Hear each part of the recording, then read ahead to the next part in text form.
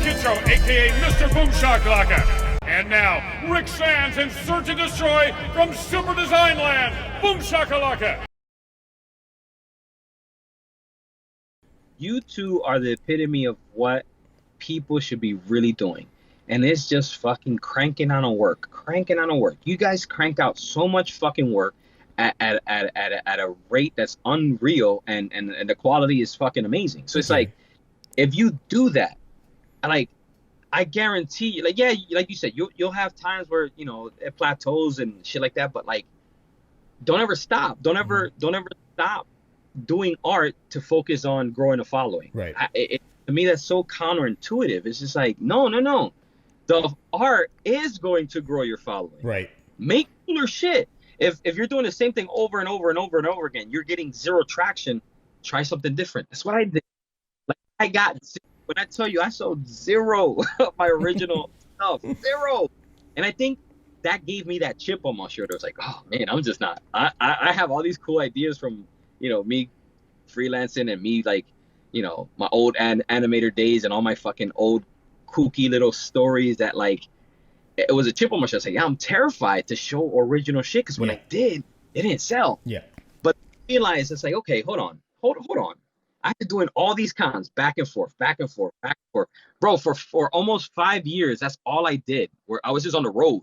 Like, I think the most shows I did in a year was like 55, 56. Wow. No, bullshit. A little less, because that's the year. It's 52 weeks. Yeah. It was like closer to 50. So it's like 48 to 50. Jeez. But anywhere where I can put, and I considered that anywhere where I could put artwork out. If it was a free Friday, a free art Friday, if it was a gallery show, if it was Comic Cons, like, I remember just any weekend that I can be out there, like, I was out there, because my mission was, one, build a following. Build, let me rephrase that. Build a clientele. Right.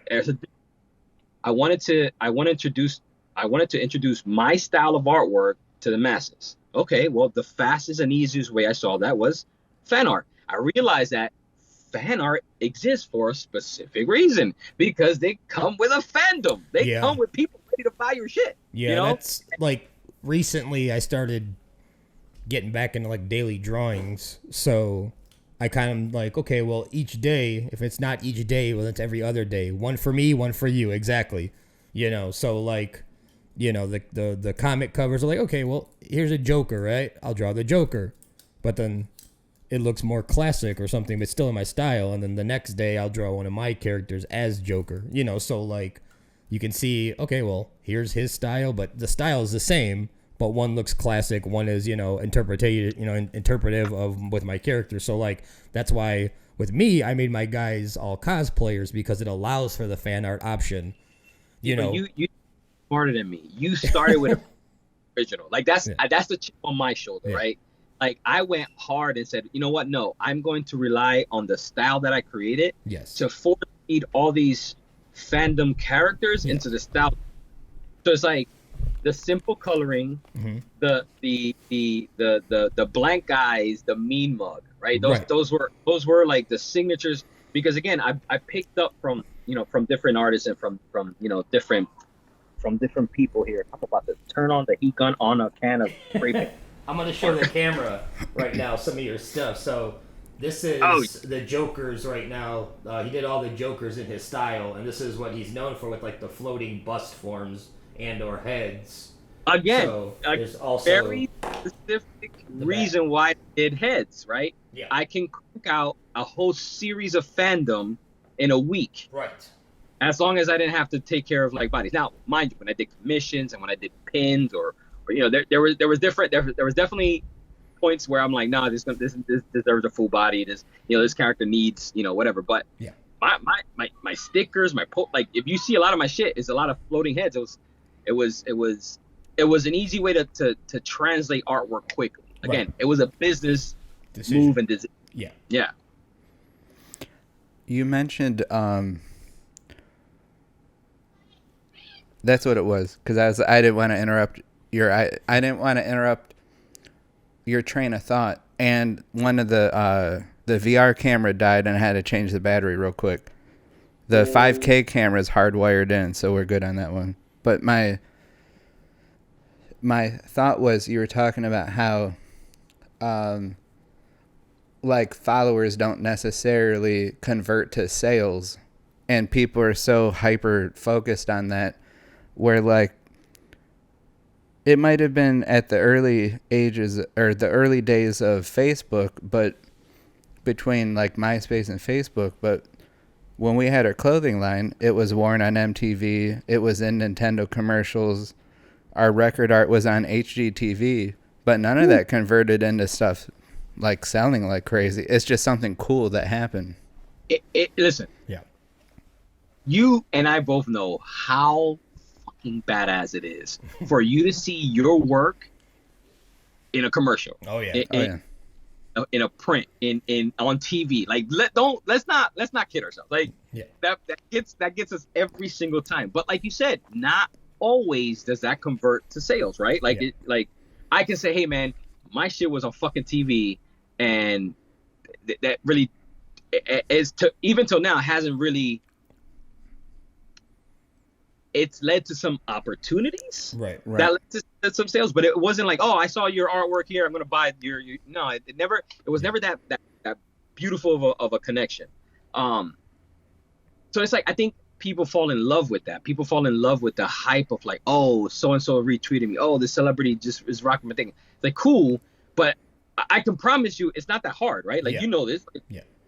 You can send 100 care packages to 100 celebrities and 100 influencers, and maybe one or two will get seen. You know what I mean? And it's like, look, that's fucking awesome. To me, it's like that's a pay to play, though.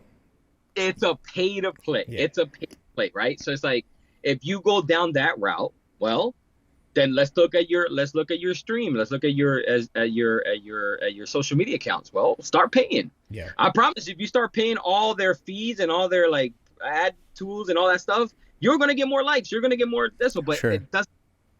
Again, does it translate to sales? I haven't seen it personally yet. Maybe as I progress and maybe as I get a bigger following and the brand becomes more aware, right? Maybe, and I will be tested. Obviously, I'll test that shit. Listen, where if you tell me do this and I'll possibly make money, you better believe I'm gonna try it. Well, that's what we did. We consciously 2 years ago decided to, because we split always our booths and things like that. Because obviously it's more just cost efficient and whatever, but we're also coming from home together, so we have kind of a one-up because you got your boy there at the booth.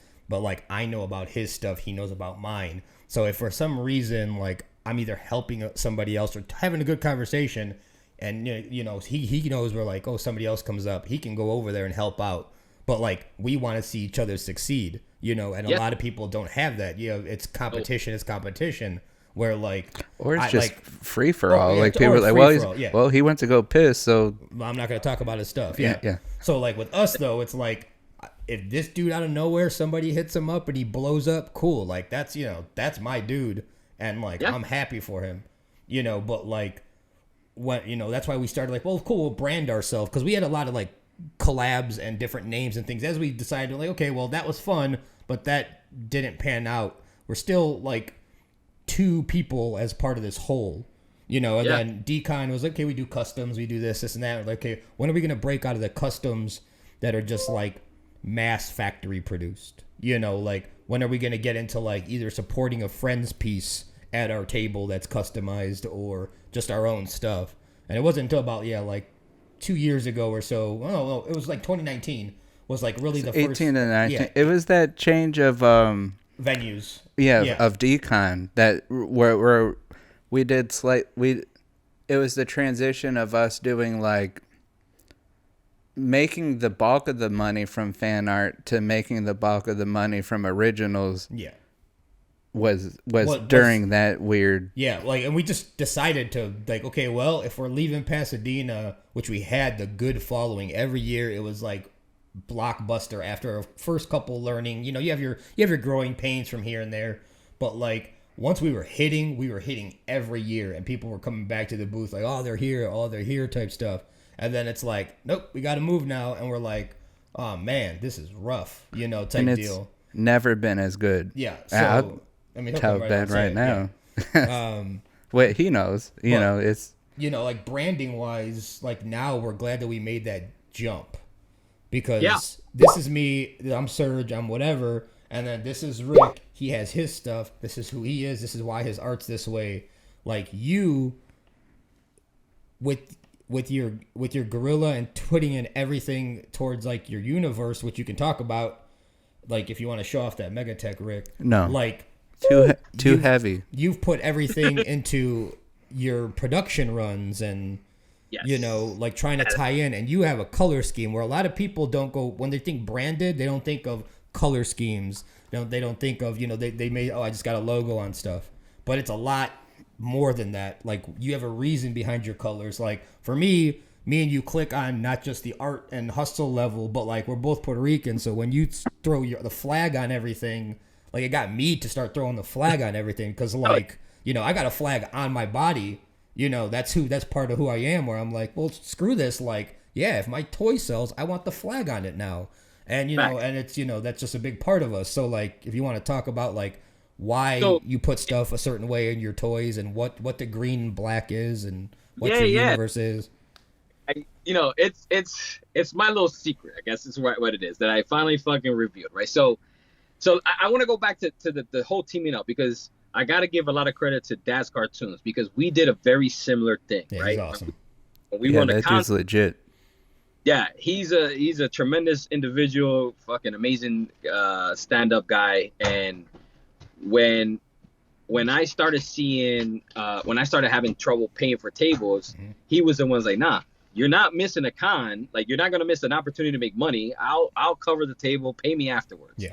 And it was like that for a month or two, until I got back on my feet and was able to do it. But we were able to do the same exact thing. It's one of the few people, because it's let's be real honest, it's super rare what you guys got. What I had with Mickey, right, with Dad's Cartoons. So one of the things are, like you said, we were looking out for each other's best interests, right?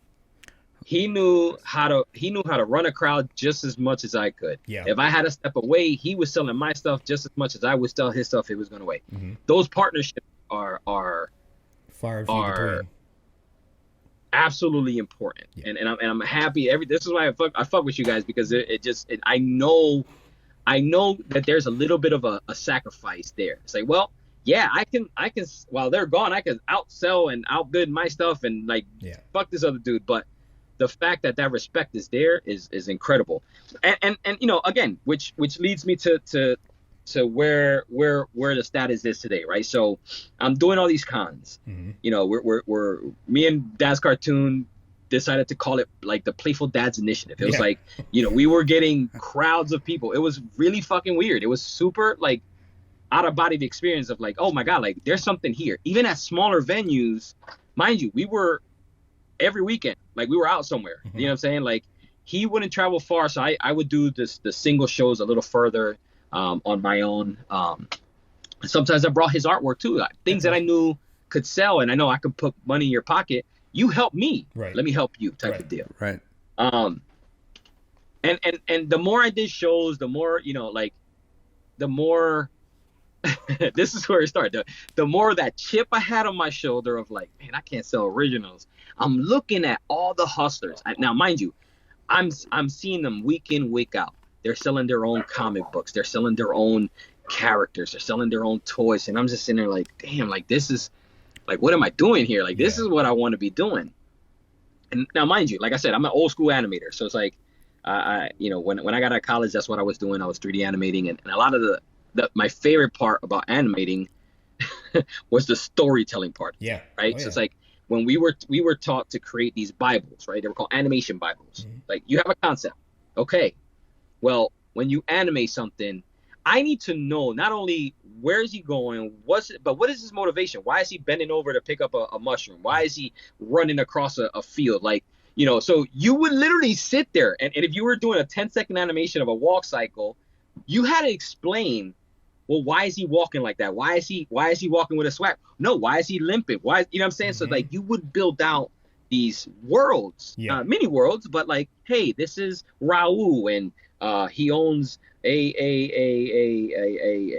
illegal animal farm on the side of the road, and you know he sells worms at the pier, and that's when you saw that. It was just like you had all these like interconnected stories for just a few seconds of animation. And that always stuck with me. Yeah. And with me, shout out to my old roommate Tyler, we would sit there and dude, we were right fresh out of college, our new job. I wasn't married yet. I was in long distance relationship with my now wife. Had a lot of time on my hands. No clientele, no nothing, because I wasn't selling stuff. I was just working a 9 to 5, had some freelance clients. But let me tell you, in every single apartment, I would always have like an animatic. We would storyboard stupid ideas. Oh yeah. Just you name it, there was always some type of storyboard that we would sit down and say, well, how about, the one thing that started it all was an article about a dolphin in the U.S. military who was a water mine seeking dolphin. Now, if that's not the funniest shit that you ever think about, like, how would a dolphin find a water mine? Right. Running into them. Right? Yeah. That's what I'm thinking. Yeah. But no, these were fucking smart ass dolphins that had this like sonar. tech on them. They would find them, they would tag them, they would come back. It's super fucking smart. But in my mind, I thought it was hilarious because I thought that they would just throw dolphins to fucking blow up and there's the mine, right? That was how my mind worked. That's the short. That turned into like, damn, like, well, how about okay, this military trained animals. All right, well, how about a like what's the smartest animal that's out there? And then that turned into like my whole like apes. Obsession with monkeys and primates and apes, right? There was something called MATF, which I still like. It still exists today in the story that I'm writing. Nice. Because again, let me paint this picture. I'm at the cons, chip on my shoulder, seeing everybody do their shit. I'm selling fan art. Yeah, I'm making decent money. I'm surviving, but I don't have enough time to do my own shit. But in the back of my mind, for years, I've always had all these random stories I would write. I thoroughly enjoy just writing, and I'm not a writer, but I just love fucking storytelling. And I would have weird sketches and post-it notes. Like I could go to the office right now and show you all the damn post-it notes on the wall. It's just constant. What would this be? How can I write this? And it was always a throwback to my animation days. And the one thing that started the primate obsession, I called it the military anti-terror force. That was my shit, right? I had the storyboard on the wall. Nice. At the time, it was about, the same people that train the dolphin are training fucking monkeys, and they're gonna do a mission, and you see the calamity of what happens where monkeys do a mission. Yeah, that was sitting on my wall even before I was married. We're talking, I've been married. I'm talking about 04, 05. Wow. This is the shit this is what bugs me about everything. It's been sitting there. Yeah. So fast forward, right before COVID hit, I started working again after 5 years, and a decent dope job. I started designing Disney dog toys, and that just like that opened my mind up to like production and really sinking my teeth to like production. And then like, shit, this is fucking fantastic. It was the first time that I collaborated with Quicks on the tech gorilla, the big brawler looking dude. Yeah. And it was the first time that I tasted production work on my own. Right. Now I'm doing production for Disney. Now I know how to I'm getting all this knowledge. Okay. Right before fucking COVID hit, I saw the signs on the walls. Shows started dropping off. They started canceling. I'm like, damn, like I'm gonna lose this income here, right? Yeah. Because mind you, for the last 5 years, I was building up this ginormous inventory, bro. Like stickers, dude. I offered at one point 150 sticker designs. I don't know, like 80 pin designs, and these were all on the table. You know what I'm saying? I had a crazy inventory: posters, patches, lanyards, toys. That you name it, I had a bunch of shit. Yeah. And show started dying off. Everything started kind of like, slowing down. And it was the first time I took the black and green colorway and introduced it. I was like, my first time around, I was years ahead of like finalizing the story, but I knew in the back of my mind that I'm going to write this story. And I'll backtrack it because it hit me probably a year or two before I started that production work, that I remember one night sitting there, and again with this chip on my shoulder, like I want my own shit. And I remember It might have been a little inebriated, but I remember sitting there and like rereading all my weird stories, all my different stories, and I'm like, How can I connect these? damn, these all connect. Yep. If I change this here and this character, I take them and put them in here, and then this is the reason they're here. Damn, all these little short stories that I've written, all these weird characters that I've created, they exist in one giant world. Yeah, you had like the red And it was just like, the red thread. Like why, the web of why red. haven't I thought about Yeah, this? yeah, You know what I'm saying? Yeah. And it literally connected all the dots. Mhm. And I'm like, okay, there is this the new word I like, kismet. It had to come to this point. Yeah. I had to go the route I did to get here. Yeah. And now it's like, wait a minute.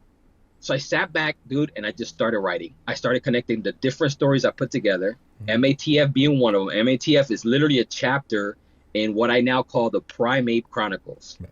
The Prime Ape Chronicles. And it's my ode to like everything ape and what's going on today and Planet of the Apes. It's just like it's my homage to everything. Yeah. And not a month after like that happened was when I was approached with the collabo with Quicks. Nice. And I was like, damn, the minute that I kind of like Made that spark. it clicks, there's an opportunity. So I'm like, fuck, I'm not done writing the story. I'm still not done writing the story yet. But that day I started this giant timeline. I went back to my animation Bible roots, right? It's like, okay, what am I doing here? Okay, let me start off with a timeline. I know exactly what I need to happen. This happens on this date. This happens on this date. Created this whole thing. Now it's like, okay, in this part, I need all my math characters. What are these monkeys? What are they doing here? And I started just fucking building and building and building. And again, still terrified. I couldn't tell this story because I'm like, man, like people are gonna hate it. Like there's nothing worse than having someone call your baby ugly. You know what I'm saying? And it's like, I don't want people to call my baby ugly. But there came a point, I saw all the success with the collaboration with Quicks, the black and green. And I'm like, I chose black and green for a specific reason. It is part of the integral story of what I'm writing. Right. If you see, there's almost like a cross that happens on my design. It's a lime green cross on a black background. That cross represents almost like a mission statement and something that the main character abides by throughout the entire story that he learned back in his military days. And it's really simple. It's you either lead, you follow, or you get the fuck out of my way. Right. Like I don't care what role you play. If you're playing a role, let's make it happen. Let's follow me. Let's fucking make shit happen. Listen, if you're a natural born leader and you have ideas and you can fucking help me progress, fucking take the lead. I'll be that follower. But if you bring neither to the fucking table, stay the fuck out of my way so you're not impeding on my progress and on my progress. Yep. And that's like that one kind of thing that I wrote into the story early on that he lives by. Yeah. And it's like the black and green eventually becomes the colors of a movement. You'll see that throughout the story, he learns that early on. He adopts it through you get this ginormous back and forth. There's bad dudes and there's all kinds of. I can't wait to fucking drop this shit. Jesus Christ! But at one point, I'm excited. He infiltrates he becomes part of a tactical urban fighting force here in the States, right? Where now the military has adopted these smart animals and smart apes. He becomes part of that, but then that gets corrupted. He finds the corruption. The black and green signifies the rebellion of that. I'm going to rebel against this. If you believe in what I'm doing, I am now taking the fucking lead. Fucking follow me. Get my back. Let's fucking do this together. And the black and green is the colors people wear when they back him up, when he's fucking beat the shit down and the community comes together to support and help and lift them up. They all rock the black and green. And that's how I justify doing all my customs in that colorway, right? It's like, that's the community. That's that's everybody out there that have come together to fucking fight for the same exact purpose. So, it's a deeply enrooted kind of like subconscious mention of what it is. But when you see that black and green, that's a fucking powerful fucking colorway. You see it. You can see it on the shelf. You can see it down the block. You can see it on the billboard. Like those colors represent that. They represent exactly that. You lead, follow, or get the fuck out of my way. Because at this point, I'm not stopping. Right. I'm moving forward. I'm breaking through walls. I'm breaking through. For everybody that told me no, for everybody that. Nope, you froze. Uh-oh.